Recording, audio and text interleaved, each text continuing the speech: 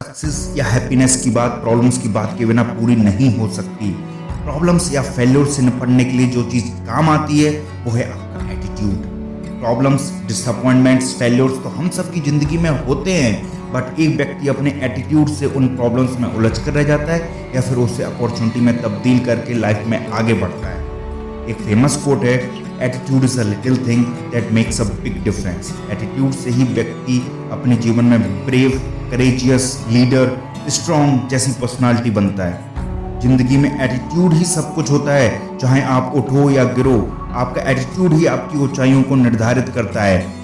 Attitude एक window glass की तरह होता है जिसका हमेशा साफ रहना जरूरी है। यह एक नजरिया होता है जिससे हम दुनिया को देखते हैं। जब हम देखते हैं कि बच्चा चलना सीखता है तो वह बार बार गिरता है और फिर उठता है बिना किसी झिझक के।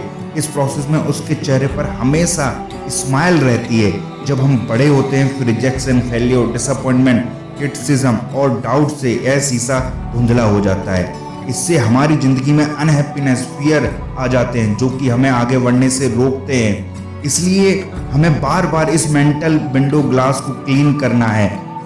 Famous motivational speaker Earl Nightingale ने कहा है, we become what we think about. हम वही बनते हैं जिसके बारे में हम सोचते हैं। हमें बस सोचने के तरीके को बदलना है। हमें नेगेटिव थॉट्स को पॉजिटिव थॉट्स में बदलना है। We have to think right and rationally, we have to speak thoughtfully and we have to act purposefully.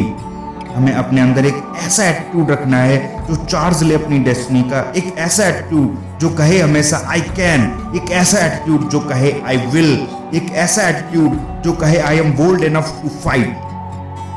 हम शिकायत कर सकते हैं क्योंकि गुलाब की झाड़ियों में कांटे हैं, या फिर खुश हो सकते हैं क्योंकि कांटों की झाड़ियों में गुलाब हैं। हमारी खुशी या गम का बड़ा हिस्सा हमारे एटीट्यूड पर डिपेंड करता है। एक बार बड़ी कंपनियों के मालिकों से सवाल पूछा गया कि वे सीईओ की पोस्ट के लिए जिन पर्सन्स को हायर करते हैं वे उनसे क्या सवाल पूछते हैं, क्योंकि उन्हें सारे सवाल के जवाब तो ऑलरेडी पता ही होंगे, चाहे आप किसी भी फील्ड से रिलेटेड सवाल पूछ लें। तब उन्होंने बताया कि वे सिर्फ एक क्वेश्चन पूछते हैं कि describe your failure and how did you handle it. वे इस सवाल का जवाब कम से कम 20 से 25 मिनट तक देते हैं।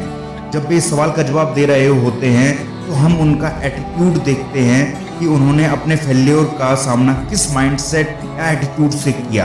दोस्तों, एक बात याद जरूर रखना, rough roads lead to height of success. खराब रास्ते ही सफलता की ऊंचाइयों तक ले जाते हैं।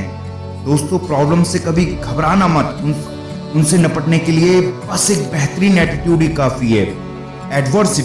Adversity gives us perspective. Adversity teaches us to be grateful. Adversity teaches us a valuable lesson.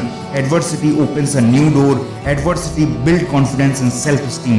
इन 5 बातों को अपने दिल में उतार लेना कि प्रॉब्लम्स कभी भी तुम्हें हराने के लिए नहीं आती है। प्रॉब्लम्स सिर्फ तुम्हें जिंदगी में कुछ सिखाने के लिए आती है।